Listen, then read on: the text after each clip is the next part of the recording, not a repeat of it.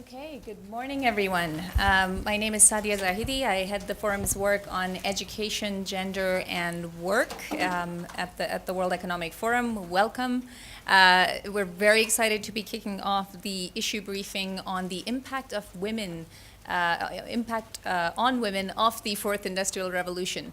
A quick point of housekeeping. When the minister is speaking, he will be speaking in Japanese, and if you'd like to hear the translation, switch to channel 1. You should all have those headsets. Okay, great. We will get started. Let me introduce our two panelists. Dean Mary Boyce is the Dean of Engineering at the Fu Foundation School of Engineering and Applied Science at Columbia University in the United States. And Shimomura-san is the Executive Acting Secretary General of the Liberal Democratic Party, member of the House of Representatives of Japan, and a former minister. Welcome. Let me give just a little bit of context based on some of the work that we've been doing at the World Economic Forum. Last year at this time, we released a study on the future of jobs, and it looked in part at what the impact of the Fourth Industrial Revolution would be on women. And we found that out of the jobs that tend to employ mainly men, for every new job that would be created, 3 would be lost. And for the types of jobs that tend to employ more women, for every new job that would be created, 5 would be lost. And so at least in the white-collar professional workforce and the type of disruption that it would be facing, it is possible that there will be a more negative impact on women. Now, of course, there are many other sectors, many other types of professions, and it could be that we find that this is actually an opportunity to accelerate gender equality rather than to lose ground. And that's what we're going to try to find out here today. So let me start with Dean Boyce. What do you think will be the impact of the Fourth Industrial Revolution on women? What will it look like in terms of the distribution of work between women and men? How does it look in different geographies and in different industries? Well, first, thank you for inviting me to participate. And I have a very positive outlook, and I think it will, there's a great opportunity for what's being referred to as the Fourth Industrial Revolution to actually accelerate gender equality in the workforce. When we look at the fact that we have a great convergence on so many fields, that technology is really disrupting so much, and whether it's biology, medicine, sustainability. This is a great message to young men and women everywhere, that the impact, I look at it as the impact of engineering and applied science on all aspects of humanity. This is a very motivational message. And I think this will draw in women in a great way to these new job opportunities that are going to be emerging over the coming decades.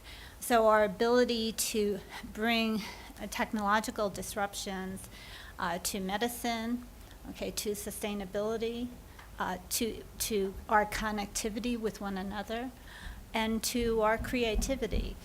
This is a different message and a different if you will, stereotype of what an engineer or applied scientist has been in the past. And I think we have an opportunity to shift the stereotype, to attract women, to attract a very diverse population, to enter engineering and to enter this new opportunity. So I feel very positive about the future impact on women. Of course, we have to help get them there. Okay, so we're going to talk in a second about how we do that. Shimomura-san, let me ask you, what do you think the impact of the Fourth Industrial Revolution will be on women in Japan? On the other side of the world, what will happen in particular in terms of the fact that there is a smaller, shrinking workforce, more women are being brought into the economy? Are there likely to be positive or negative impacts from the 4IR? Right.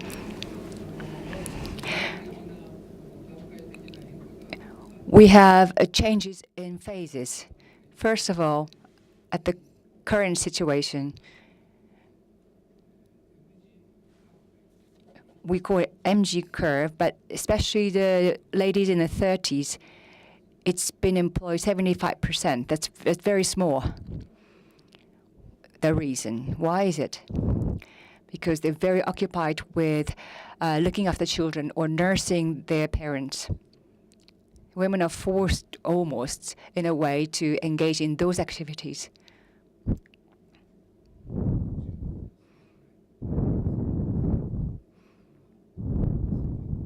So the current Abe administration is helping, assisting those situations.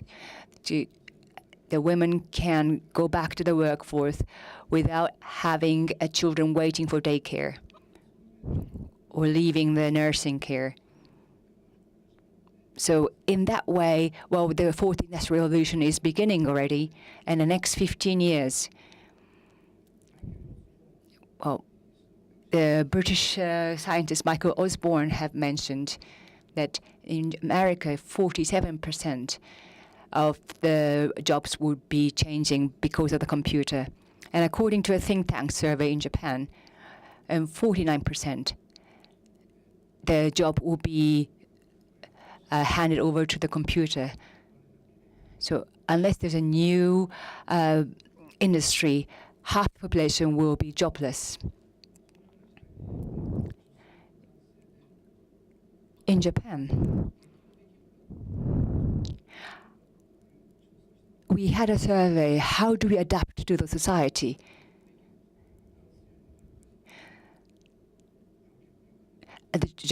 In Japan, women responded more positively.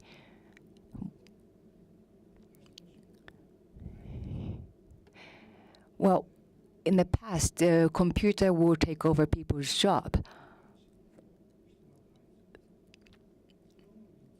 It has been done in 3 areas in the past. It's not only in Japan, I think it's universal. The first area is that hospitality, to give kindness to the people. And hospitality is an area where women are excelled more. And the second area is, I think it's nothing to do with the sexuality or gender, it's creativity. To create something from nothing. That is creativity. That is being also wanted. And the third thing is, it's governability. So we have lots of different opinions, and how do we actually manage it and govern and put it into one directive? And it's needed in business, and needed in society, needed in global society. So I think these areas are something that is needed when we are seeing more development in AI. And I think that's considered to be the area that is more excelled amongst women. And I think that is reflected in the survey's results, that women are more adaptable to the new environment.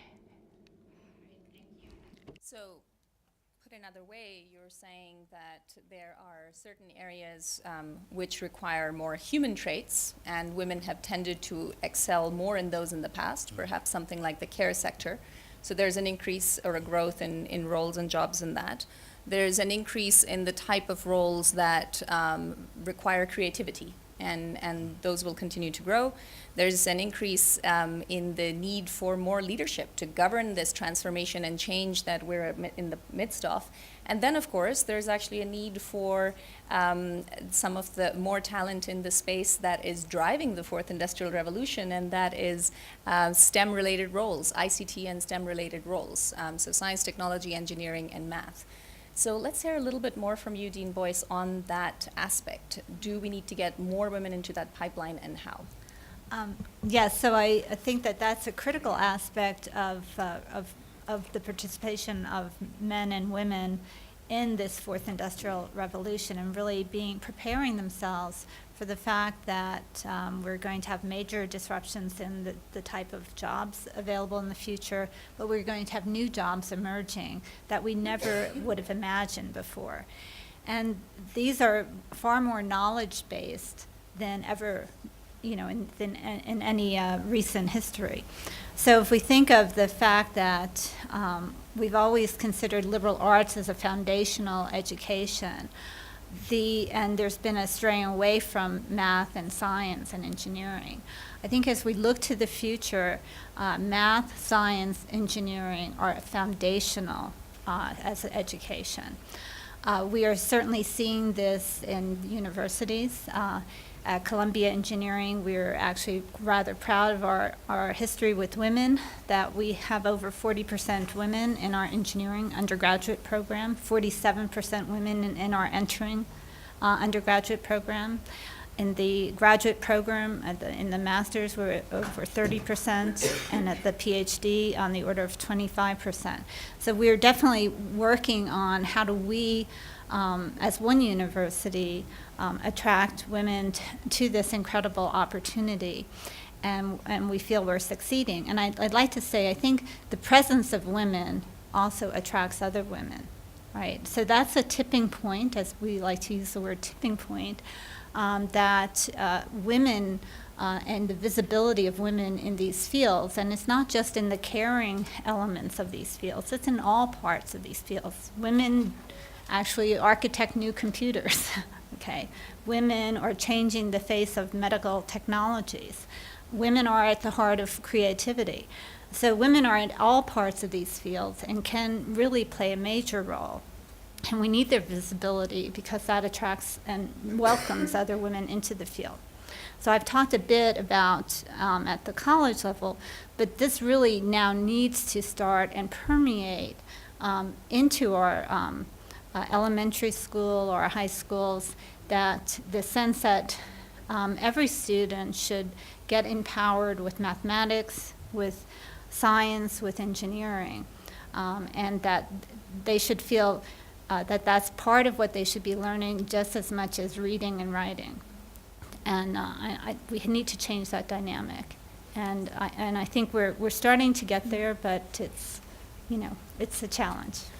So some of that challenge is upstream. It's that Yes. pipeline of women that are coming in, having them go earlier and earlier into those kinds of fields to see some of those role models. What happens downstream? Are organizations prepared to bring those women in? So I think that's a great point, and it brings me to the issue of the visibility of women in those professions, because it helps enhance the environment to welcome women into these technology fields. We're certainly starting to produce women educated in these fields, and how do we have the right welcoming environment? We have heard some about providing the right kind of childcare, a family-friendly environment, also teamwork environment, and the environment that you're working towards a greater goal to have an impact on things that affect the lives of people around the world. And I think that those kinds of messages really also enhance the environment that will draw women in. And you do need that to see that all along. And I would also just like to add one other key element that we have never paid enough attention to, and by we I mean the global we, is lifelong learning. Things are changing so rapidly, so disruptively now, that you need that foundational education that you're getting at a university, but you need to really be preparing yourself to learn throughout your life, that your careers are changing over time, and you need to be adaptable. And I love the adaptability message here, and the sense of how are we using technology to help with that, right? So we're starting to offer these short courses, micro masters, for example, in artificial intelligence that we're offering. This is for students, lifelong learners, to be taking online. Also one in data science. You may be out there already well educated, and suddenly your whole job has changed because of the data science revolution. How do you catch up with that? So we need to prepare our students with the foundation when they're in the university, but be able to be prepared to be lifelong learners. And Do you find that there's a gender balance or imbalance in some of those lifelong learning courses? So we are a little bit concerned with that we are finding that men are taking these lifelong learning MOOCs, if you will, more than women. These, of course, are offered internationally. People around the world are signing up for these. And we are actually looking into how do we attract more women to be signing up for these lifelong learning opportunities. Okay.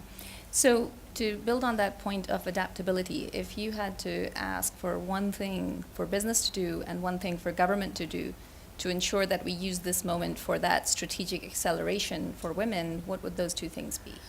So at the government level, and actually business can participate as well, is working on how do we permeate math, science, and engineering into all levels of education faster. So this is at the, from the elementary school on up. And even at the university level, we can have assistance. I want to say one more thing at the university level. At Columbia, we're working on, in particular in the School of Engineering, not only how do we best educate our engineering and applied science students, but also how do we provide the right sort of foundational courses for students who are studying other fields, right? So there's a very different roles there. At the business level, of course, they can be participating in supporting education efforts, but I think this providing the right environment and attracting more women into these technology focused fields.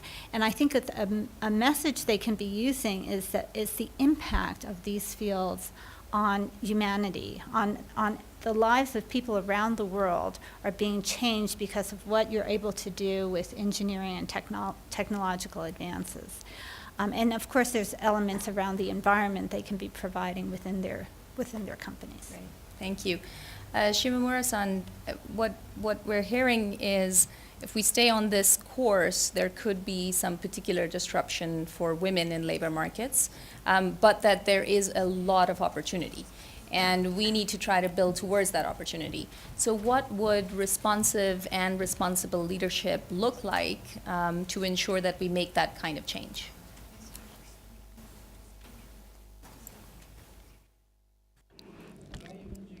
The fourth industrial revolution has begun.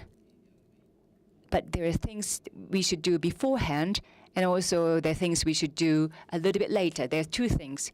The first of all, in Japan, I'm sure they have been done in other countries, up until high school, we have an education that is gender-free.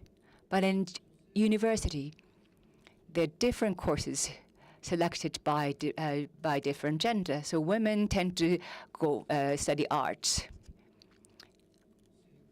or other home economy science or nursing. These are the areas that the women have more share than men. And for engineering, science,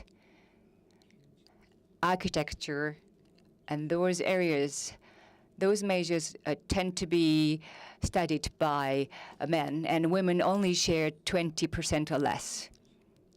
I think there's a gender issue there. So women are thinking about the jobs that would be more nurtured toward women. So women think, and also the parents think that it would be better for girls to go and study where they will be more catered for the jobs later. But with artificial intelligence, if that changes 50% of the jobs, and then within science and technology,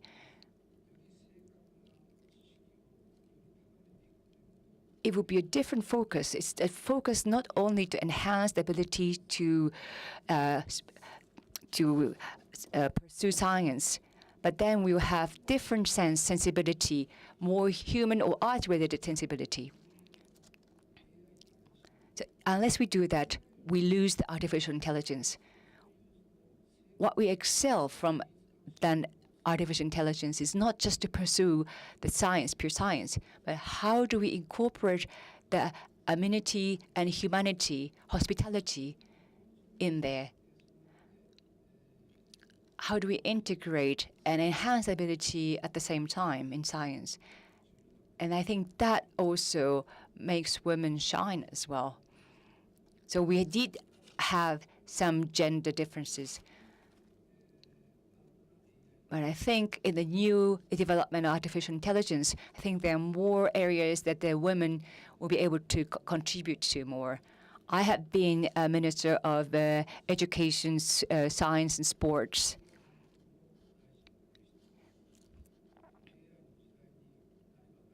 I think the more we progress towards the era of the artificial intelligence, I think the more we'll be able to see women into the society. And I think our political leaders' task is how do we nurture the environment for women to come more so that we will not be beaten by the artificial intelligence. And how, to turn your question back to you, how do you think that can happen? What should governments be doing more?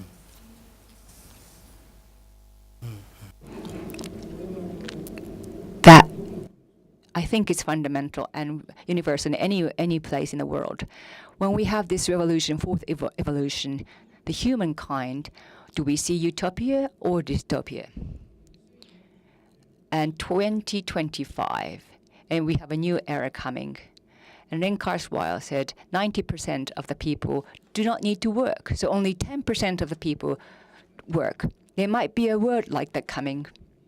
So when it comes, is that utopia when we don't have, if 90% of the people are not working, is it going to be a very disruptive uncertainty? Or with that going into the lack of humanity and then the society will be very disrupted?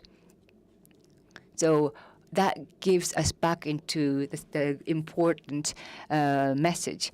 We used to have education that is more geared toward input, but now it is the output-oriented education. So what kind of society do we need to have? So it is also the perspective of the lifelong education. So how do we able to live life positively, proactively, while you enjoy your life? I think we cannot find that if we continue the same education system that we're doing now.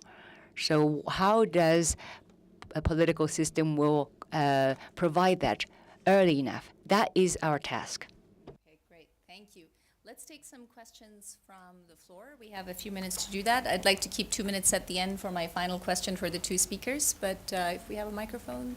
If you could just state your name and organization and then a brief question, we should be able to get a conversation going. Here. My name is Stephanie Copeland. I'm the head of economic development for Colorado. Here, keenly focused on bringing more women into the workforce with our emerging technology sector. One thing that you mentioned, Dean Boyce, was K through 12 and really the participation of girls, which I think is also fundamental. How do we change our teaching to engage these girls earlier when we have a system that is fundamentally oriented towards the neurosciences of boys versus the neurosciences of women? And is that something that you believe can actually be addressed?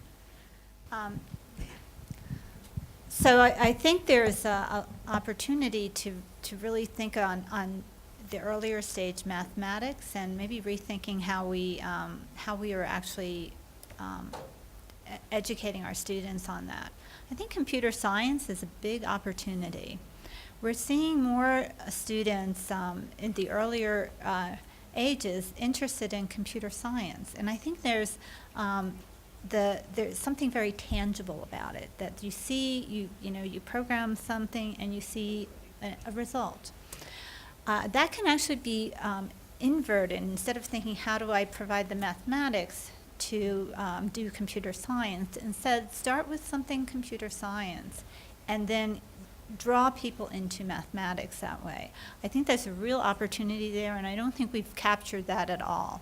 It's a way to motivate students to learn math in a context that will have a more immediate impact. The other great opportunity is, which we haven't mentioned here, is the maker movement, all right? the sense that, especially with tools like 3D printing, that we can design and create and make new things is a very fundamentally human activity, that we are creative human beings, and we are able now to actually create rapidly, see our ideas turn into practice. What has astounded me is that what we don't capitalize in women, if we go back and the area of home economics was mentioned. Home economics actually has many making elements to it, and it's never been highlighted as the creativity of making involved in sewing, designing and sewing, or cooking. We should be celebrating elements like that as really being part of creativity and making. And now we're taking that to another level with the idea of designing and fabricating other useful elements that can change so much of how we accomplish everyday things. And 3D printing is really helping make that available to so many. We're seeing that infiltrate into middle schools and high schools. I think the more we see that, that's going to draw students into computer-aided design. Okay, computer-aided design is engineering, right? So there are avenues where we can take some of the things that we might think of. Oh, you learn A, B, C, D, E, F before you actually get to the engineering, or before you get to calculus. Maybe there's things that we could do that, earlier on, such as computer science, such as making and CAD, that will motivate that to actually really make long-term bigger contributions. You're now going to have to really understand what's behind these tools. What is the underlying mathematics and science? And I think that can help shape K to 12. Great. We can take one very, very brief question.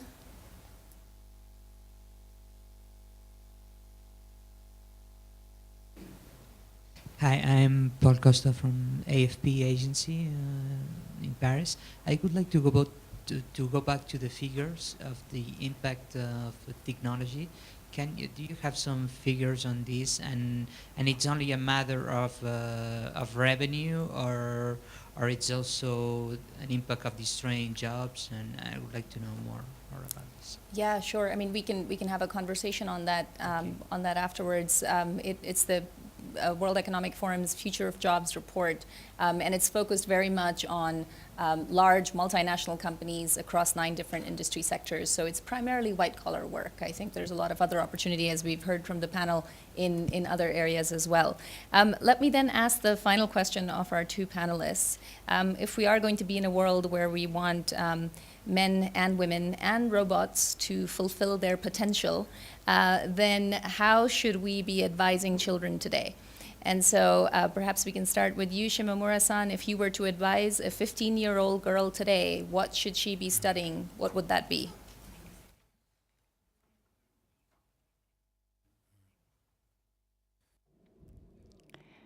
For example, in Japan, we have memory-oriented education. That was the main core of the education system. However, for the 4th industrial revolution in the artificial intelligence age, we need something beyond that. We have iPhone right in front of you. You can get very accurate information. So the world is changing. But iPhone and artificial intelligence progress, how do we actually gain the ability that would not be beaten by those things? So I have mentioned before, but the area of hospitality, it is what we call a very feminine characteristics. How do we actually acquire that ability? And creativity. Hospitality, number 2, creativity. It's also, while you're studying, you think, how do you think while you're studying? So it's not just to 15 years old.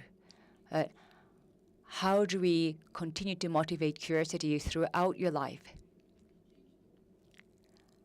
How are we able to enhance my ability and live life fully? And also number 3 is when we have computer and robotics, we will have more communication ability. So while we are cooperating with others, how do you live in society? So how do you feel happiness? So while we learn the basics, I think in school and also at home, and also it has to be consciousness in the individual itself. How do we live creatively and happily? And I think that is important. That makes our society better, I think. Boys, if you had to advise a 15-year-old girl today on what she should be learning in order to prepare for her future professional life, what would that be? So I will go back to thinking about and ask that 15-year-old young woman to think about her impact, that we have a remarkable ability to have disruptive and rapid impact on so many aspects of humanity today. We see the big challenges in climate and sustainability, in the rapid advancements in medicine on human health, our ability to actually engage with one another locally, globally, and this message we've been giving here today on creativity. And when we think about that, these foundational elements in math and science and engineering are all an integral part of preparing yourself to have that impact. And so how do we motivate, and the earlier question, how do we motivate the right kind of education, and in this case it would be at the high school level, to unlock that creative spirit that math and science enable, because that's needed to have the knowledge-based workforce that's going to have these big impacts, and to actually be prepared for a very changing and dynamic work environment going forward, and ability to really engage in very productive and leading ways. Great. Thank you very much, Dean Boyce, Shimomura-san, for sharing your views on the impact on women of the Fourth Industrial Revolution. Thank you. Okay, thank you, Sati. Thank you very much. Thank you.